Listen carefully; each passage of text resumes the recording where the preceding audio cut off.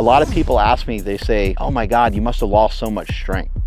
Yeah, I've lost some strength for sure. A lot of people when they fast are not fasting long enough. Oh man, I don't know if I should do that. My wife's gonna think I'm crazy if I do that. I think one of the things we're trying to do when we're fasting is we're trying to burn off these urges to eat. TRT and steroids are the same thing. When it is time to eat, I primarily eat protein and fats.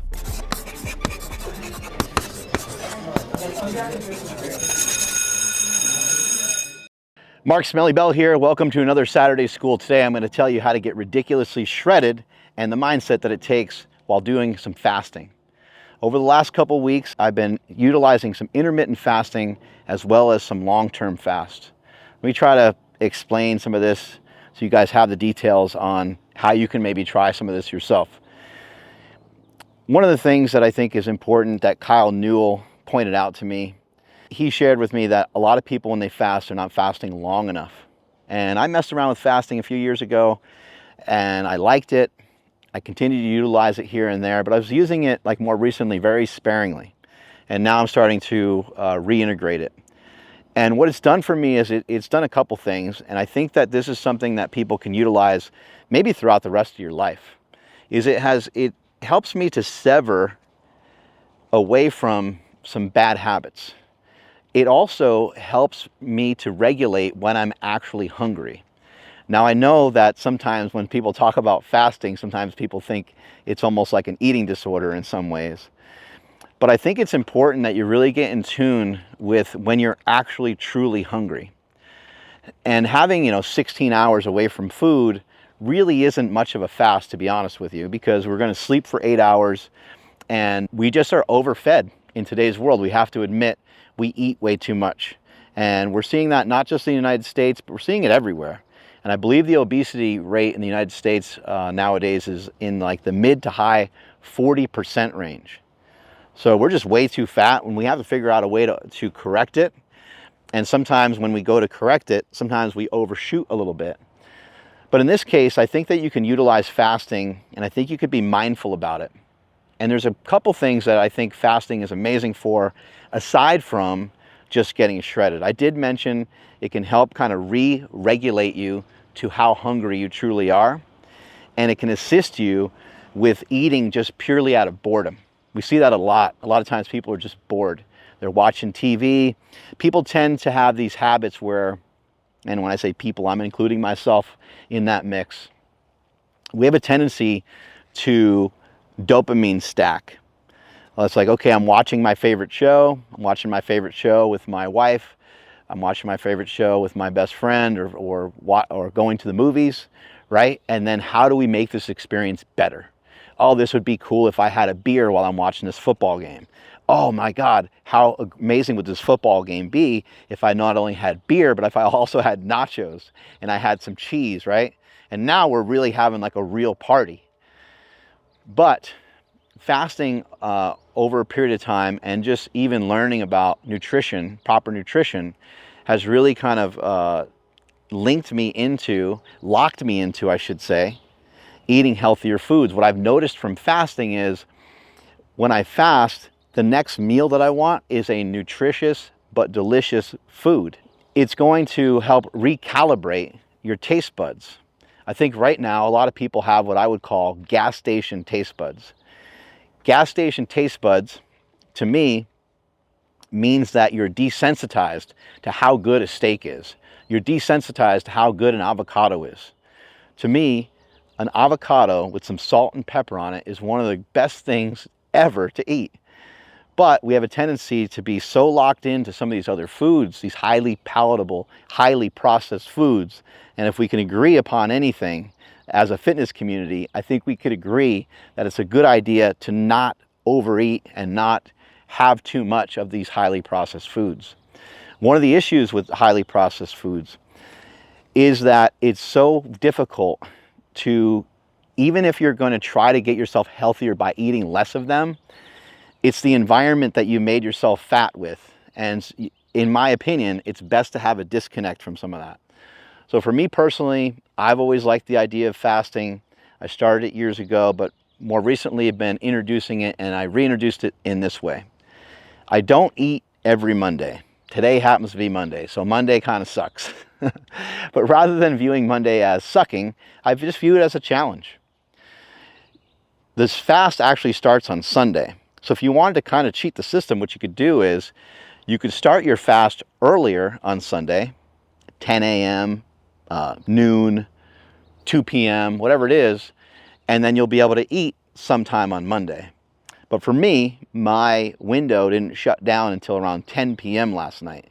And so therefore, I'm going to probably forego eating at all for Monday, and then I'm going to resume some eating sometime on Tuesday. And I'm actually going to be traveling on Tuesday, so I will probably not eat until after I worked out and after I did a couple things. So now the fast starts to get pretty long. We went from, originally kind of a planned 24-hour to 30-hour. Now we're looking at, 36, and maybe it will even go longer than that. What do I eat during a fast? Sounds counterintuitive. You're not supposed to eat anything, I thought. It's just water. That's one way of doing it. But what I've noticed for myself and what I think will work really great for a lot of you is you can have some influences of food. Now, some people like to talk about autophagy and people like to talk about longevity and all these kind of things. And I don't really know much about any of it. And I don't know how important it is to have your body eating its own cells and so forth and regenerating. Who the hell knows? I know that exercise can help with autophagy. I know that caloric restriction can help with autophagy. But I don't really know what it means, and I don't really give a fuck, to be honest with you. I am talking to you about getting in better shape. I'm talking to you about losing a lot of body fat. I'm talking to you, the person right now that's watching that's 14% body fat that wants to start to get to single digit. I'm talking directly to you. Because it takes a monumental effort to go from 14% is pretty damn good. But to be able to get down to 9% or 8% or cut your body fat in half when you already have a bicep vein, that's pretty amazing. And in my opinion, you're going to need some measures that are going to be more difficult than what you've done in the past. Can you count your calories? Can you restrict every day? Sure, you could do that. But to me, it's pick your poison, right? There's a lot of ways you can do this. And I'm not saying that fasting is the only way to do it, but this is the way that is working great for me for right now. So when I do a fast, I allow myself to have olives. I allow myself to have pickles, fermented vegetables. I try to read food labels and pay attention to every little thing that I can as much as I can. But to be honest, if there's like a little sugar in something or things like that, I'm not overly worried about that. I will also allow myself to have bulletproof coffee. What's bulletproof coffee? Well, remember Dave Asprey years ago came out with bulletproof coffee. Bulletproof coffee is normally a coffee that you put butter and MCT oil in. For me personally, I use Bub's MCT oil powder because it adds a kind of a rich creaminess to my coffee. And then I'll also add in some electrolytes. I don't usually add in butter, but I use the Within You brand chocolate or the salted caramel hydration. If I could have even just one of those in a given day, that makes a huge difference for me. If I have 2 of those in a day, then the fast seems super easy. The other thing that I'll allow myself to have is bone broth. Bone broth makes the fast way easier as well. Bone broth typically doesn't have a lot of calories. There's hardly any fat. It's primarily protein. Again, I do realize there's people that are having criticisms right now. People are having a fit over the fact that I'm mentioning that you can eat during a fast. They're saying there's no way.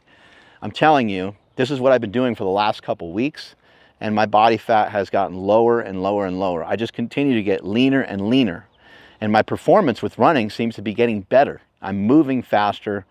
When I'm going for miles and miles, my times are a lot better, and when I'm sprinting, I'm also moving a lot faster. So I'm getting a lot of residual benefits because I'm also losing body weight.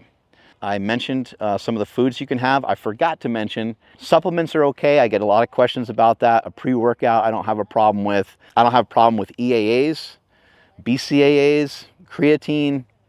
All those things are okay in the Mark Bell world of fasting.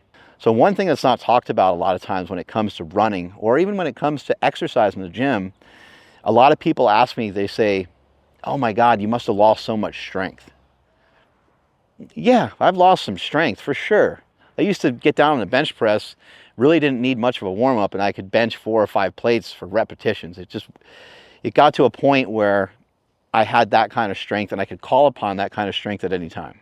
If you're someone that's taking supplements or vitamins or anything to help move the needle in terms of your health, how do you know you really need them? And the reason why I'm asking you, how do you know, is because many people don't know their levels of their testosterone, their vitamin D, all these other labs like their thyroid, and they're taking these supplements to help them function at peak performance. But that's why we've partnered with Merrick Health for such a long time now, because you can get yourself different lab panels like the Power Project panel, which is a comprehensive set of labs to help you figure out what your different levels are. And when you do figure out what your levels are, you'll be able to work with a patient care coordinator that will give you suggestions as far as nutrition optimization, supplementation, or if you're someone who's a candidate and it's necessary, hormonal optimization to help move you in the right direction so you're not playing guesswork with your body. Also, if you've already gotten your lab work done, but you just want to get a checkup, we also have a checkup panel that's made so that you can check up and make sure that everything is moving in the right direction if you've already gotten comprehensive lab work done.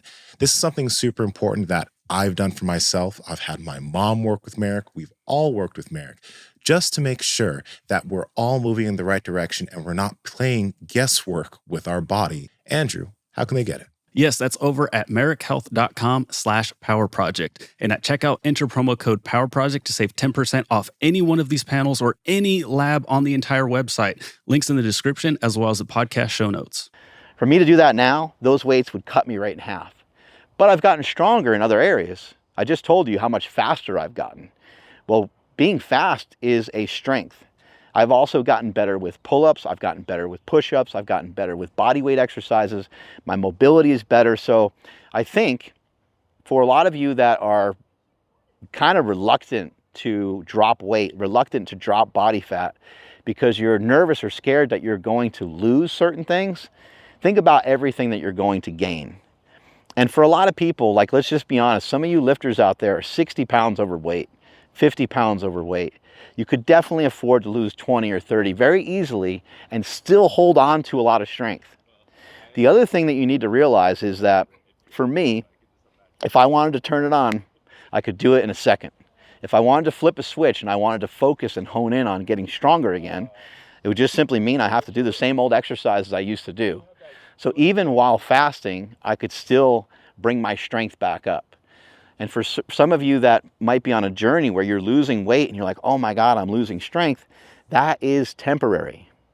Maybe your strength won't get back to where you were when you were at your heaviest, but your strength will continue to get better.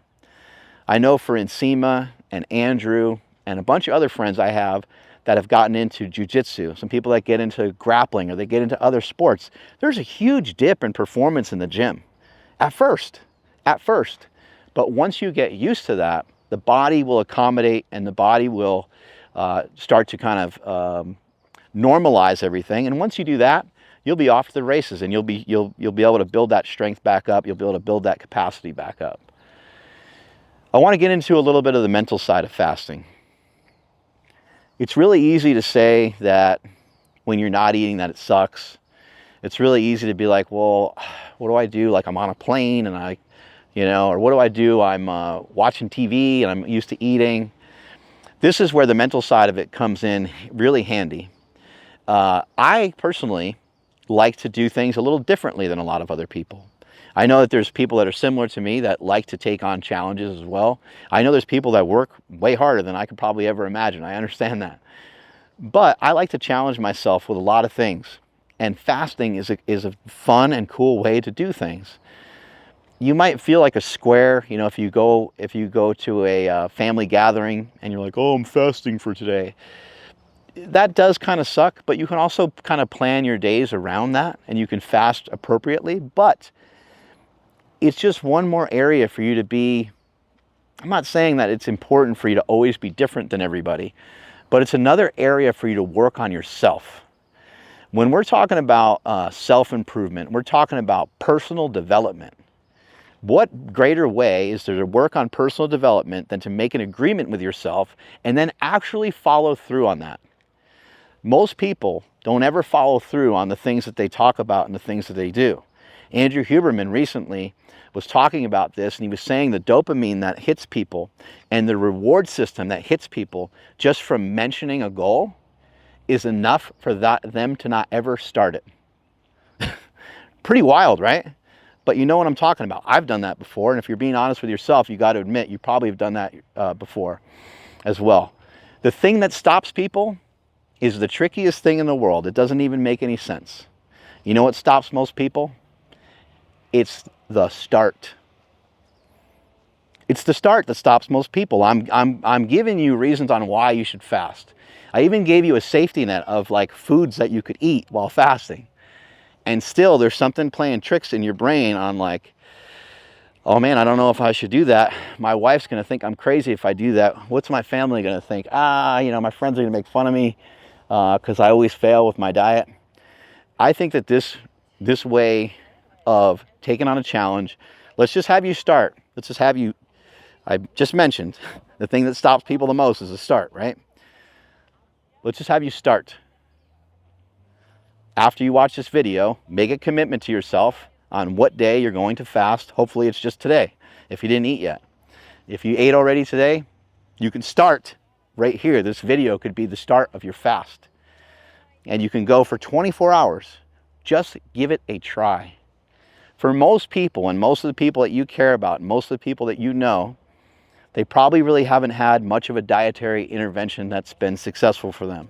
They probably haven't tried anything that's really worked or spoke to them for long enough to where they wanted to follow through and do it day in and day out. But if we can get people just to try stuff, I know a carnivore diet might sound wild to somebody, but why not take on this 24-hour fast that I'm mentioning to you now, and why not apply that to other things? Why not say, hey, I just am kind of curious what it would feel like if I mainly only ate meat for one day. If I got rid of the protein shakes, the diet sodas, the yogurt, the this, the that, and I only ate meat for a day, meat, water, salt. I just want to see what it feels like. You would probably have a dietary intervention that would give you more information than you listening to me, or than you listening to any other influencer or any other YouTube video or any other podcast that you can think of, because you're going to have the most important information that you can ever gather, and that's information on yourself. That's what you need to be able to gather. And so when you try a fast, you're going to learn a lot about yourself. What I'd like to see you guys do is give the 24-hour fast a shot. If you wanted to take on this challenge and you wanted to just completely cut out any food, any pickles, olives, and so on, you can do it that way as well. But a lot of information I've seen over the years, some of the work from Walter Longo comes to mind. He is a guy that created a fasting protocol that goes for a whole week. You might want to look some of that stuff up. But he actually mentioned some of the foods that I'm talking about here as being things that can help to amplify a fast. One thing to consider and one thing to know, though, is that this is going to sound kind of funny, but if you open your mouth up for food, it might be game over for you. You might fail there, because once you start to like chew on something, the urge to eat might start to be too great. Again, I want to reiterate that fasting over the last couple weeks has helped lean me out quite a bit. I think when I started this, I weighed 230, 235-ish. And this morning I weighed 217, and I'm going to be working my way down to probably around 205 or 210. I guess getting below 210. I'll just put myself there, and that's the goal. There's only really a couple more pounds to go. Now what's going to happen to you, you're going to do the 24-hour fast. Depending on when you weigh yourself, depending on what you did for the day, you might be dehydrated. And you might notice that you're like 6 pounds down. You're going to be like, yeah, it's working. Then you're going to go to weigh yourself again, maybe a day or two after you did the 24-hour fast, and you might be slightly heavier than you were previously. Something to keep in mind with fasting, an important thing to hang on to is, and I think this is one of the most important things to hang on to, is you have to forget that it ever happened. So now when it's time to eat, it's not makeup time for the food that you didn't eat for the day, because it would be really easy if you have a 2,000 calorie a day allotment approximately, it would be very easy to overeat that in 2 or 3 meals. If you're a bigger guy, wouldn't probably be any problem. So you have to almost have amnesia about the fast and kind of forget that it ever happened. I forgot to mention that it might be critical for you to consider electrolytes. You don't necessarily need electrolyte packets or anything, but you may want to throw some salt in some water, or you can buy the Within You brand hydration packets that I sell. But some sort of hydration is going to be important, especially as it gets hotter out, anytime you fast. So aside from the 24-hour fast, I will, in addition to that, oftentimes do 1 meal a day, sometimes 2 meals a day. I've learned something interesting about this whole process. And even though I recommend, and I say often, have 1 gram per pound of body weight in terms of protein, and to do that every single day, one of the reasons why I say that is because you need to eat something, and I want people to be full. So if they do that and they have some fruit and have some vegetables and so on, you're going to be pretty full, and you're going to be able to make it through each day without overeating, without being in a giant caloric surplus. However, what I'm learning from this process is I don't necessarily need near the amount of protein that I thought I did. So this idea of thinking like that you need X amount of food and X amount of calories and X amount of protein to stay big, I'm finding out for myself, it does exist. I'm finding out for myself it's way lower than what I thought it was. So I weigh, in the 200 range, and for me to get anything above 150 grams of protein in a day is probably good enough for me to hold on to the muscle mass that I have. Lastly, I want to finish with being authentic and being upfront with everybody, because sometimes people are like, well, it's different for you because you're on TRT and so forth, or you're on steroids, or however you want to say it. I think TRT and steroids are the same thing. I utilize testosterone, I utilize some primobolan, throw me in jail, lock me up, or do whatever you need to do with me. I think it's important to share that information with people, because I see a lot of comments about that, and then people are just saying it's different for you. It is different for me. It's different for me for many reasons, because of my age and because where I'm at in my life. I realize, if you're mid-career and you have a 9-to-5 and you have a lot of responsibilities. I'm a little older. I'm done with a lot of those responsibilities, and I'm taking on things in a different way. I've also acquired some wealth, and that changes things for a lot of people as well. So it does make things a little easier for me. But I understand what it's like, because I used to have to fight for it every single day the same exact way that some of you guys and girls are doing right now. I think one of the things we're trying to do when we're fasting is we're trying to burn off these urges to eat. We're trying to burn off how attached you are to your hunger signals. And for me personally, it's kind of retrained my association with food, my association with eating. However, I'm still hungry. And I guess something that's important to illustrate here, to talk about, is that when I was 330 pounds, I was still hungry. When I was 270 pounds, I was still hungry. It didn't matter what body weight I was at. I've always been hungry. I enjoy food a lot. I love it. But how hungry and how manageable. So, it's easy to talk about the fancy thing that you're doing currently and how well it's working, and you want to tell everybody about it. But I can envision utilizing forms of fasting pretty much forever, because I've never stopped utilizing at least intermittent fasting intermittently. I didn't love doing it every day, because sometimes when you fast, you'll start to feel like you fasted too much. You'll actually be able to kind of notice that in your own face. You'll be able to see that. You'll be able to feel that. And once you start to feel some of those signals, it's probably time to start to move in a slightly different direction. But I can visualize utilizing the types of fasting that I'm doing right now probably forever. So again, I just want to reiterate how important it is for you to get kind of rewired to your food. And I know people love to snack, and they love to kind of eat all these things all day long throughout the day. I think the average person is consuming calories 12 times a day. I heard someone else say 16. I don't know what's true, but it's apparent, it's obvious that we overeat. And so how do we, without pharmaceutical interventions, how do we reestablish how we're going to eat. I think most would agree that it probably doesn't make sense to eat, 8, 9, 10 times a day or consume calories that many times through liquid and through your food and so forth. And so I think one of the best ways out is through fasting. And for those of you that are really heavy and really struggle, I think you should give this some serious thought.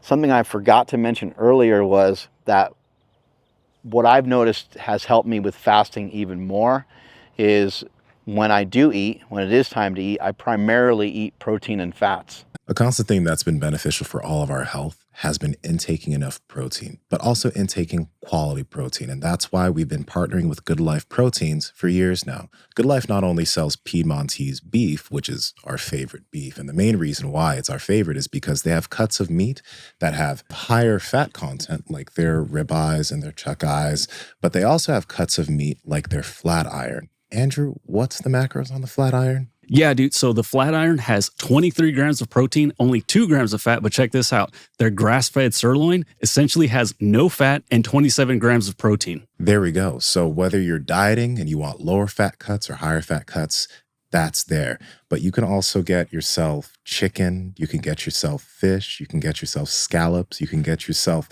all types of different meats. And I really suggest going to Good Life and venturing in and maybe playing around with your proteins. I mean, going back to the red meat, there's picanha. There's all kinds of there's stuff. Chorizo sausage. There's maple bacon. That stuff's incredible. The maple bacon is so good. Maple bacon's really good. Yo, my girl put those in these bell peppers with a steak and chicken. Yes. And oh my God, it was so good. But either way, guys, protein is essential. And the Good Life is the place where you can get all of your high quality proteins. So Andrew, how can they get it? Yes, you can head over to goodlifeproteins.com and enter promo code PowerProject to save 20% off your entire order. Links in the description as well as the podcast show notes. It's not that I don't eat any carbohydrates, but the protein and fats, it's like, it seems like I want to repeat that behavior. I go protein and fats, protein and fats, protein and fats.